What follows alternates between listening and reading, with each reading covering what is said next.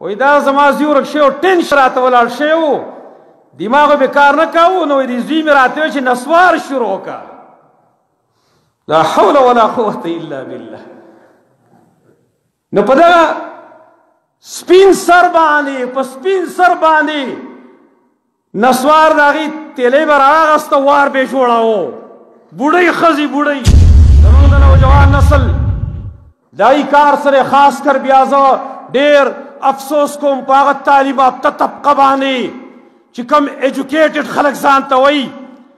په کالج او په یونیورسټۍ کې دي که هغې پی ایچ ډي کوي که هغې ایم پل کوي که ماسټر کوي هغې په دې ګن کې مبتلا دی چې د ځان نه خوب تښتوي نو پسې تښتوي آیس پس کی آیس کی دې لپاره چې خوب نه وتښتي چې تعلیم یافته سړی دا کار کوي تعلیم یافته سړی زه به د عام امینه څه ګیله وکړم نن کالجونه یونیورسټۍ دا د نشو د تماشو ځایونه او مراکز ګرځېدلي دي حکومت یې وقت له پکار دی چې په دې نوټس والي د دې تدارک وکړي نوجوان نسل کوم طرف ته لاړ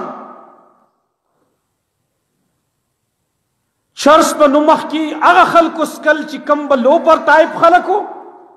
دای به څه کار نه و ټینشن به چاته و شوی و نه هغه ته به زه چرس وڅکه یا نسوار شروع کا زمونږ ځای ته د باجوړ د علاقې نه یوه زنانه به راته د هغې زوی چېرته ورک شوی و بوډۍ زنانه وه او خپل زوی چې کوم مشر زوی هغه هم ورسره راته زموږ والد محترم الله دې وبخي هغه ته ویل چې ته راځه لږ درک وکړه نو هغې بوډۍ زنانه نسوار کول زنانه نسوار کول زمونږ کور کې د زنانو تپوس کړی چې دا ولې دا نسوار کوې ته دا خو ډېر بدې ښکاري تا سره هغه څه وایي وایي دا زما زوی ورک شوی و ټینشن راته ولاړ شوی و دماغ به کار نه کاوه نو دې زوی مې راته وویل چې نسوار شروع کا لا حول ولا قوة الا بالله. نو په دغه سپین سر باندې په سپین سر باندې نسوار د هغې تیلی به رااغسته وار به یې جوړاوه بوډۍ ښځې بوډۍ نن هلکان هم دا وایي یاره جی دا د ښاپېرو نشه ده وایي او د چرسکي دا د ښاپېرو نشه ده ګډاګانې موږ د سوشل میډیا نه څه زده کړه سوشل میډیا کې ډېر ښه علما د بیانات هم شته لیکن زموږ نوجوان نسل هغې ته ګډاګانې زده کوي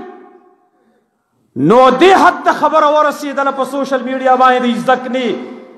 چې د ډمانو نه زده نه کوي چې چېرته د واده پروګرام وي که نه نو هلک نه شي ټینګېدلی بیا بیا دې بي دې معافي که زما خبرې لږې څه ورانې وي موږ د بانډو خلک په خبر هم سم نه پوهېږو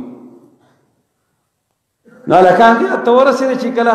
د ډولکي اواز اوري که نه بیا دې قابو کول ګران دي ملاګانې تړلې د اسلام خدمت لپاره ملاګانې تړلې د اسلام خدمت لپاره ځلېږي لکه ستوري د اسمان کوي برېښنا